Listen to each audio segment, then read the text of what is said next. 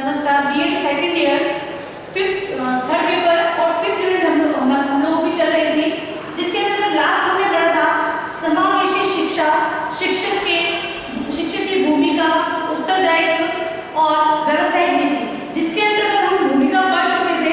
और आज हम लोग पढ़ेंगे समावेशी शिक्षा, शिक्षक के उत्तरदायित्व। समावेशी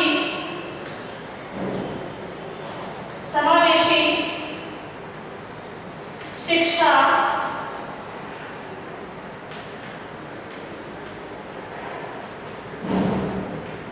शिक्षक उत्तरदायित्व। समावेशी शिक्षा, शिक्षक उत्तरदायित्व, ये टॉपिक है आप लोगों का। जैसे कि हमने बात की थी कि जो समावेशी शिक्षा में जो शिक्षक की क्या भूमिका होती है, क्या उत्तरदायित्व है और क्या व्यवसाय नीति है। भूमिका की जब हम बात करते हैं तो विद्यालय के अंतर्गत जो शैक्षिक अशैक्षिक सुविधाएं हैं वो जो इन बच्चों को प्रदान करता है, तो वो एक शिक्षक की भूमिका कहलाती है। वहीं हम बात करते हैं कि अधिकतम स्तर को उच्च बनाने के लिए जो शैक्षिक अशैक्षिक गतिविधियों का आयोजन करता है वो उसके उत्तरदायित्व कहलाते हैं। और जब हम व्यवसायिक नीति की बात करते हैं तो वहाँ पर जो एक शिक्षक है वो अपने शिक्षण के अंतर्गत जो समानता है, निष्पक्षता, इस प्रकार के व्यवहार को जो अपनाता है वो उसकी व्यवसायिक नीति के अंतर्गत आता है। उत्तरदायित्व के अंदर हम लोग देखते हैं अभी कि जो अब एक शिक्षक है उसको क्या क्या उत्तरदायित्व निभाने होंगे। तो सबसे पहले वो छात्र संबंधी उत्तरदायित्व को निभाएगा। तो पहला बिंदु है हमारा छात्र संबंधी उत्तरदायित्व। छात्र संबंधी उत्तरदायित्व, जहां हम छात्र संबंधी उत्तरदायित्व की बात करते हैं तो दिखती बात है कि एक शिक्षक छात्र के लिए कौन कौन से उत्तरदायित्व निभाएगा। तो उत्तरदायित्व की बात हमने की थी, तो उसके अंदर क्या था कि जो टीचर है वो शिक्षण को उच्च बनाने के लिए, जो शिक्षण कार्य है उसको उच्च बनाने के लिए किन किन गतिविधियों को वो आयोजित करता है, तो वो छात्र संबंधी उसके क्या उत्तरदायित्व होंगे। तो एक शिक्षक को कक्षा कक्ष के अंतर्गत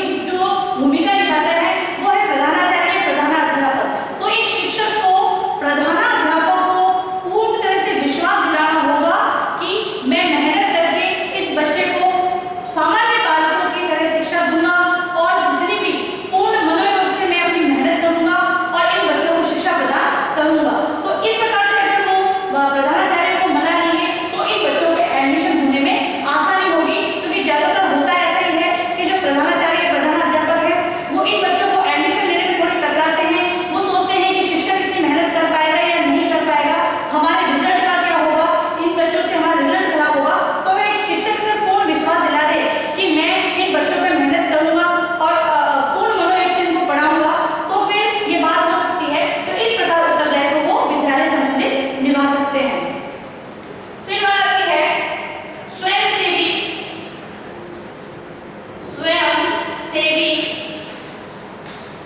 संस्थाओं,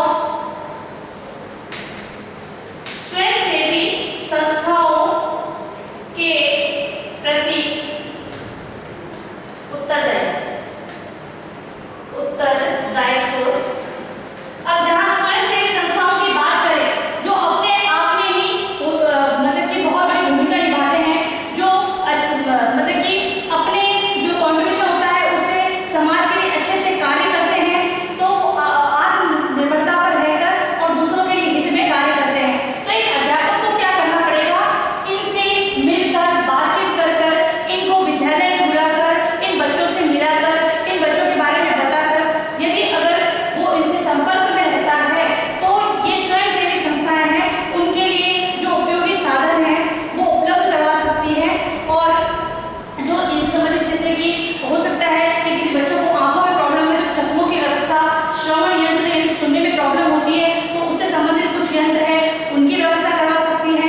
और जो इन बच्चों की विकलांगता के कारण उनके पैर में प्रॉब्लम होती है तो उनके लिए वो गाड़ी या व्हील चेयर की व्यवस्था कर सकती है। तो इस प्रकार अगर वो शिक्षक है वो अगर स्वयंसेवी संस्थाओं से संपर्क में रहेगा तो इस प्रकार अपनी उत्तरदायित्व को निभा सकता है। फिर अगला बिंदु जो है समावेश सांस्कृतिक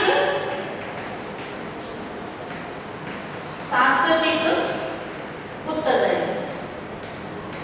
सांस्कृतिक उत्तरदायित्व, अब सांस्कृतिक उत्तरदायित्व को हम देख रहे हैं तो सांस्कृतिक हमारी संस्कृति हमें क्या सिखाती है कि हम दया, प्रेम, बंधुत्व की भावना से रहें, इस प्रकार हम सबसे सहभागिता से रहें। इस तो हमारी संस्कृति के अनुसार तो हमें एक टीचर संस्कृति को कैसे बनाए रख सकता है, कहाँ पर, समावेशी शिक्षा के अंतर्गत। तो एक शिक्षक को क्या करना होगा, वो कक्ष में तो क्या करेगा, बच्चों से जो सामान्य बालक है उनकी सहायता उनसे हेल्प लेकर, सहायता लेकर इन बच्चों को उनसे संपर्क करवाए, कहें कि आप इनकी मदद करें, तो इस प्रकार वो उनसे सहयोग ले सकता है और ये शिक्षकों से भी सहयोग प्राप्त करके इनकी सहायता कर सकता है। तो इस प्रकार जो सहभागिता है उसको निभाकर वो अपने उत्तरदायित्व को निभा सकता है। फिर अगला बिंदु है सामाजिक उत्तरदायित्व। सामाजिक उत्तरदायित्व, सामाजिक की बात करते हैं तो सामाजिक उत्तरदायित्व के अंतर्गत समाज की बात आती है। तो समाज में हम लोग देखते हैं कि जो आज तो ये स्थिति कम है लेकिन पहले बहुत ज्यादा थी, अभी भी है, ऐसे नहीं कह सकते कि नहीं है। तो ऐसी स्थिति होती है कि इन बच्चों को हीन दृष्टि से देखा जाता है, इनसे इनको अक्षम ही रूप में देखा जाता है और इनको ये मतलब उनकी ये धारणा है कि ये लोग कुछ कार्य नहीं कर सकते हैं। तो एक शिक्षक किस प्रकार उनको बताए, तो शिक्षक कैसे बताएगा कि एक शिक्षक जब इन बालकों को चिन्हित करके, मतलब कि आसपास जो गांव है, छोटे छोटे गांव होते हैं, वहां पर जाकर इन बच्चों को चिन्हित करें, मतलब कि एक लिस्ट बनाए कि कितने बालक इस प्रकार के हैं, उन बालकों को सर्वप्रथम तो पहले वो दाखिला करें,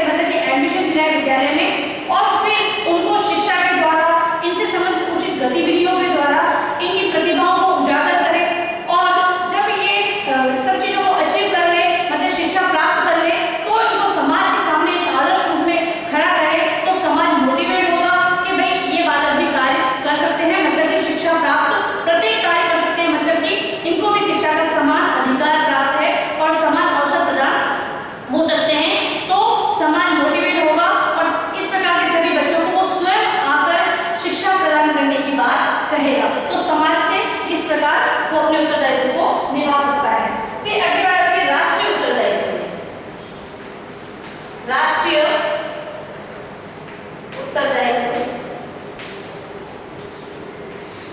अब राष्ट्रीय उत्तरदायित्व की बात करते हैं तो एक शिक्षक को समाज का निर्माता के रूप में देखा जाता है और जो बालक है वो आगे चलकर एक भावी नागरिक बनेगा, उसमें नेतृत्व की क्षमता होगी।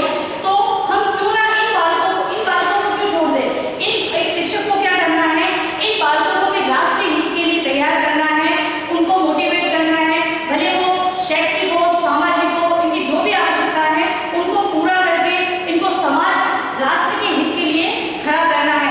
जब इनके अंदर जो प्रतिभाएं होगी वो अगर ये शिक्षा के माध्यम से आगे आएगी तो ये बालक भी आगे चलकर अलग अलग तरह के कार्य करेंगे जिनसे कि हमारे देश का नाम रोशन होगा। तो अध्यापक को क्या करना होगा, वो तो अगर वो बच्चे कक्षा में आ गए हैं, मतलब विद्यालय में प्रवेश ले लिया है, तो उसको उत्तरदायित्व निभाने हैं, उनकी शैक्षिक और सामाजिक जो आवश्यकता है उनकी पूर्ति करके वो राष्ट्रीय रूप में कार्य कर सकता है।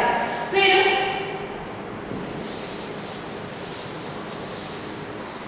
जो नेक्स्ट पॉइंट है वो है चारित्रिक विकास। चारित्रिक विकास से संबंधित उत्तरदायित्व। चारित्रिक विकास से संबंधित, चारित्रिक विकास से संबंधित उत्तरदायित्व। चारित्रिक विकास से संबंधित उत्तरदायित्व, उत्तरदायित्व।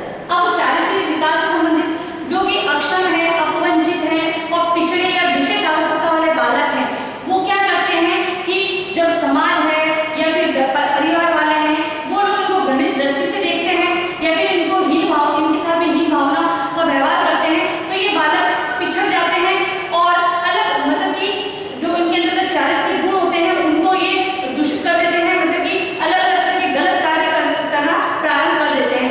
तो एक शिक्षक है वो शिक्षा के माध्यम से इनमें चारित्रिक विकास कर सकता है, इनको शिक्षा के समान अधिकारों को प्राप्त करवाकर और जो समाज से संबंधित आवश्यकता है उनको पूरा करके गतिविधियों का आयोजन करवाकर तो वो अपने उत्तरदायित्व को निभा सकता है, इनके अंदर चारित्रिक गुणों का विकास वो कर सकता है। और नेक्स्ट बिंदु है व्यावसायिक विकास संबंधी। व्यावसायिक विकास संबंधी उत्तरदायित्व। व्यावसायिक विकास संबंधी उत्तरदायित्व।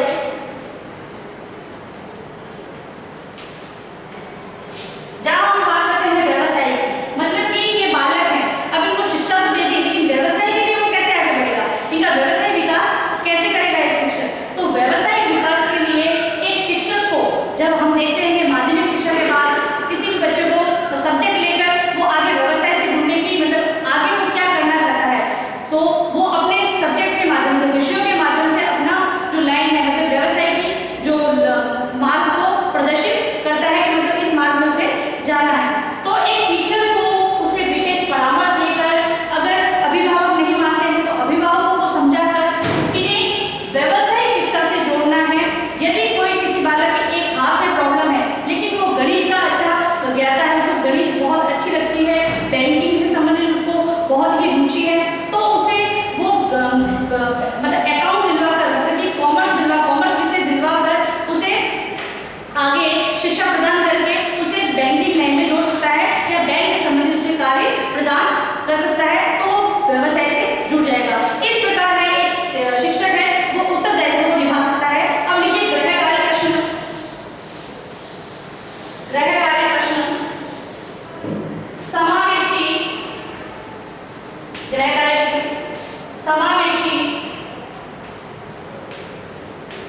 शिक्षा, शिक्षक के